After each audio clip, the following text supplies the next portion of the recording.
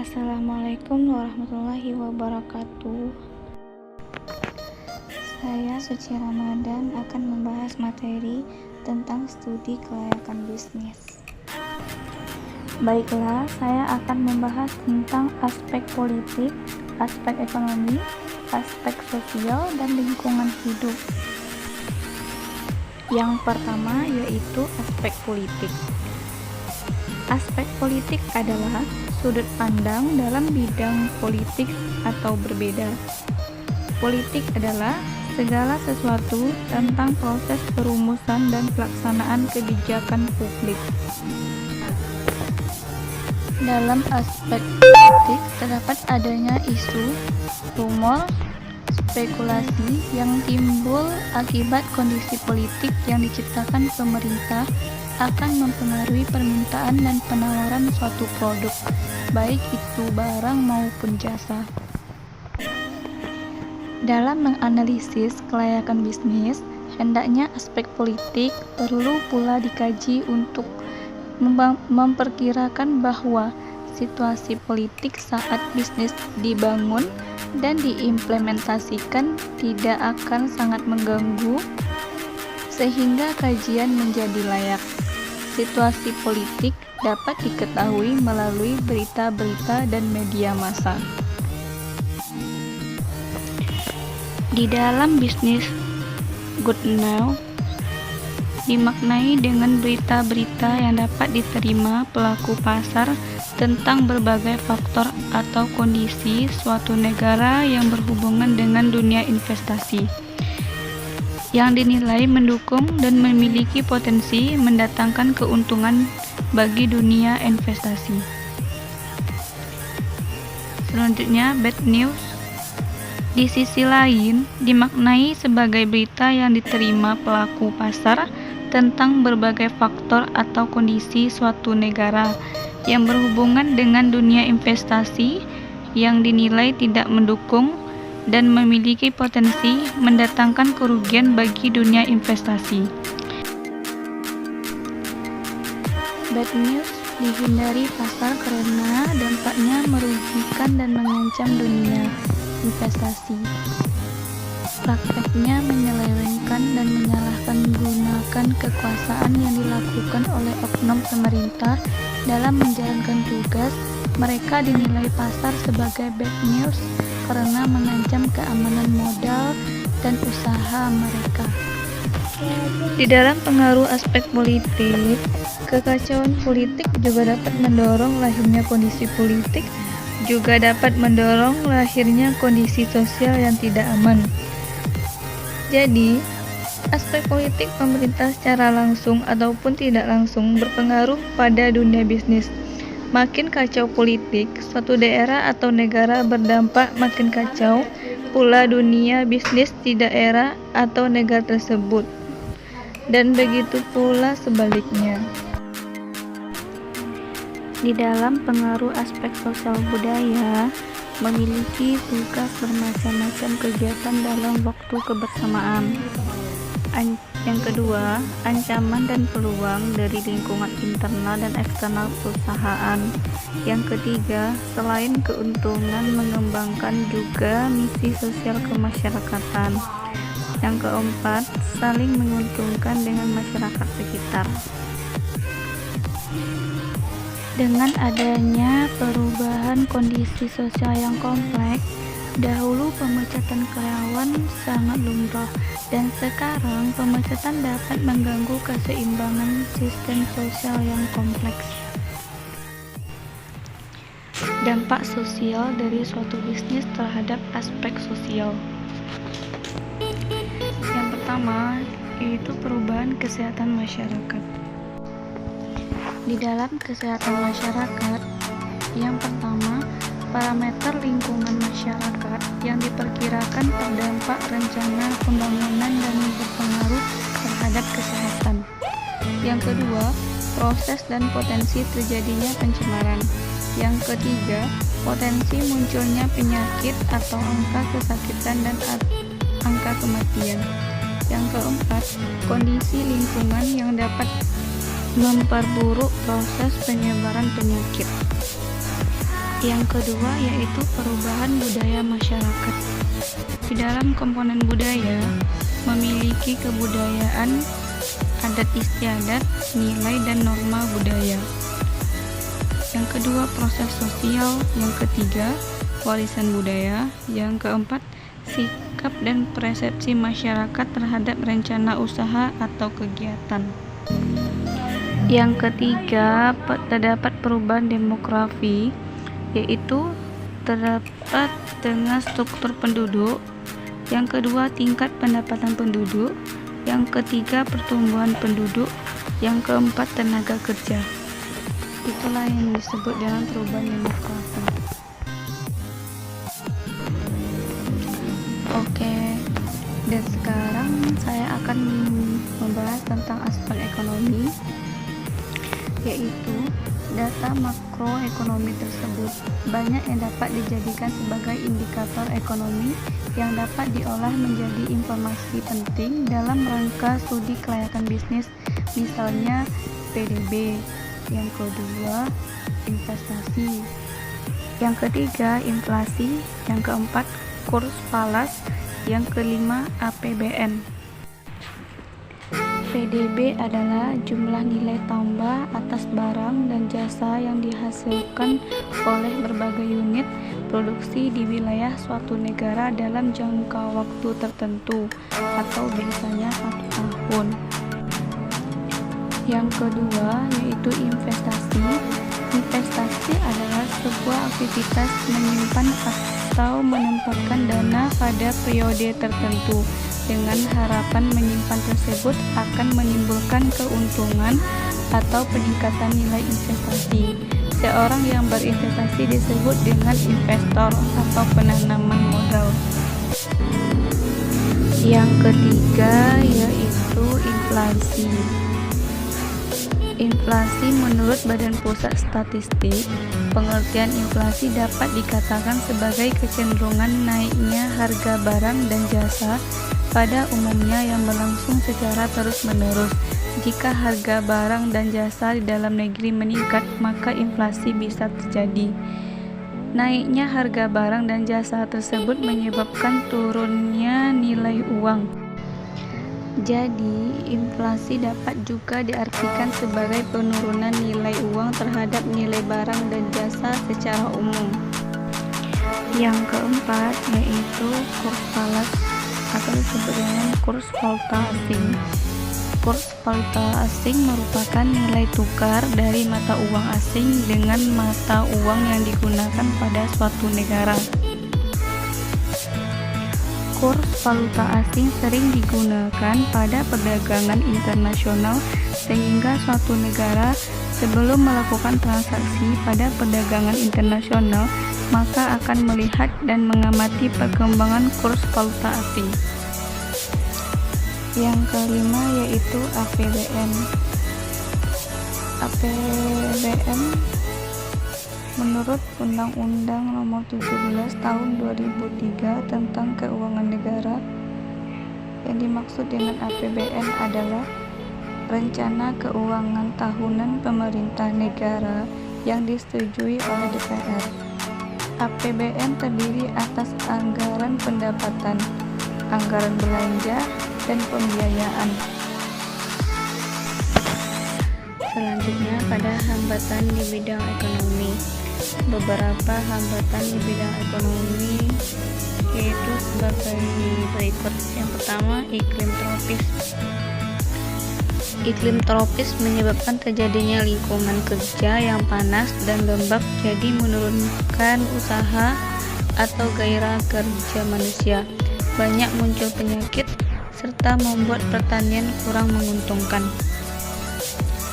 Yang kedua yaitu produktivitas rendah. Rendahnya produktivitas disebabkan oleh kualitas manusia dan sumber alam yang relatif kurang menguntungkan. Yang ketiga, kapital sedikit atau modal sedikit. Sedikitnya modal ini disebabkan oleh rendahnya produktivitas tenaga kerja yang berakibat untuk rendahnya pendapatan negara. Jadi, tabungan sebagai sumber modal juga rendah. Yang keempat, Nilai perdagangan luar negeri yang rendah. Hal ini disebabkan negara miskin mengandalkan ekspor bahan mentah yang memiliki elastisitas penawaran permintaan atas perubahan harga yang tidak elastis. Hal ini dalam jangka panjang terjadilah gerakan itu. Yang kelima, besarnya pengangguran. Disebabkan karena banyak tenaga kerja yang pindah dari desa ke kota dan kota tidak mampu menampung tenaga mereka karena kurang faktor produksi lain untuk pastinya, jadi terjadilah gerakan itu. Yang keenam, besarnya ketimpangan distribusi pencapaian. Sebagai contohnya, keuntungan lebih banyak dimiliki oleh sebagian kecil golongan tertentu saja. Yang ketujuh, tekanan produk yang berat. Hal ini disebabkan antara lain naiknya rata-rata umur manusia dibarengi dengan masih besarnya proporsi kenaikan jumlah penduduk yang semakin lama semakin kebosanan sumber daya lain untuk memenuhi kebutuhan hidup. Yang kedelapan, penggunaan tanah yang produktivitasnya rendah. Hal ini disebabkan karena sektor pertanian menjadi mata pencarian utama.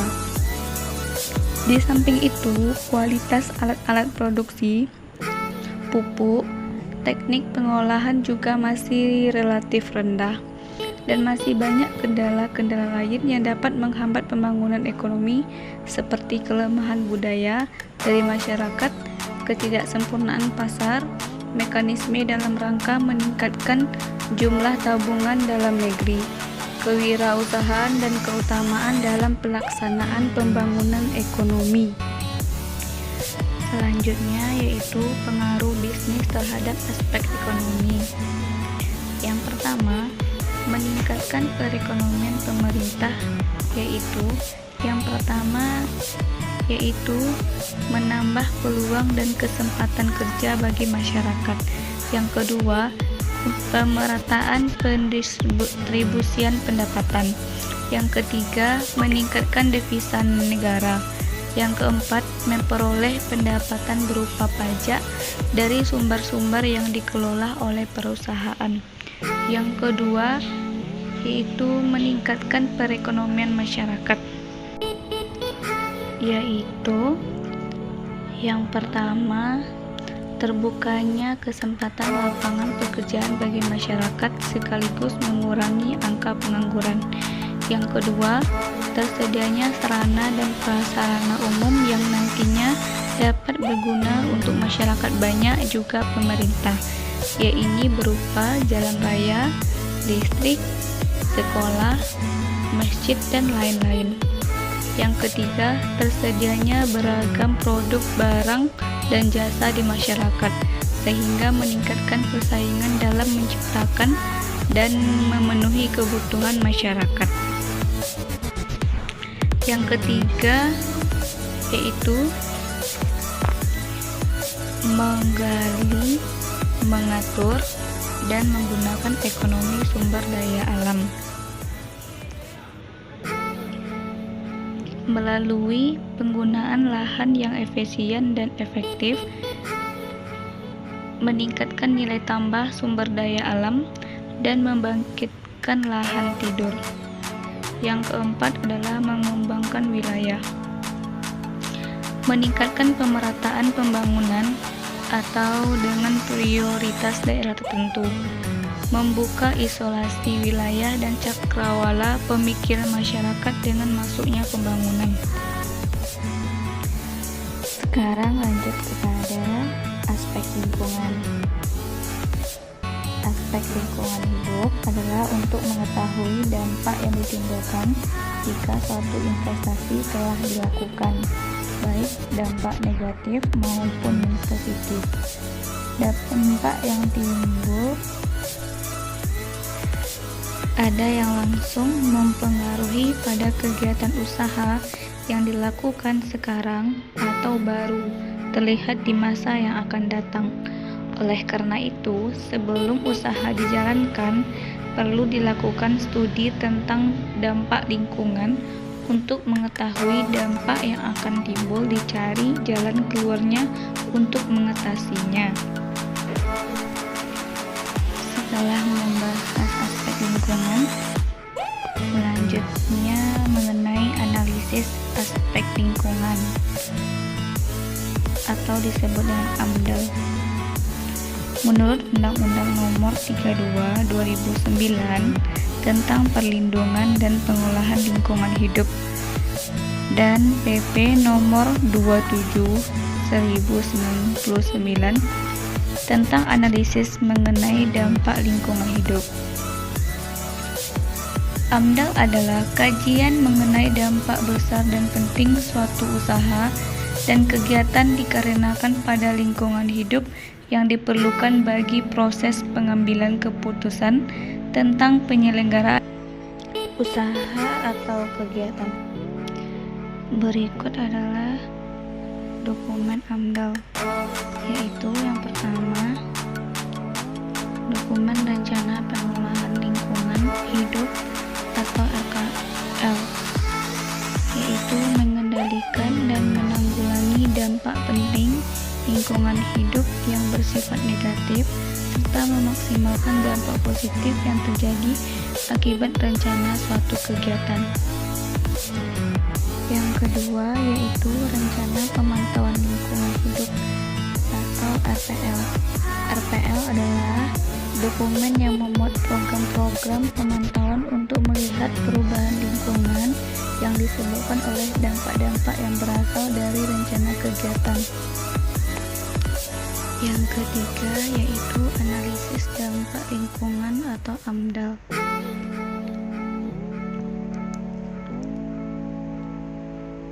Yaitu adalah kajian mengenai dampak besar dan penting suatu usaha atau kegiatan yang direncanakan pada lingkungan hidup yang diperlukan bagi proses pengambilan keputusan tentang penyelenggaraan usaha atau kegiatan.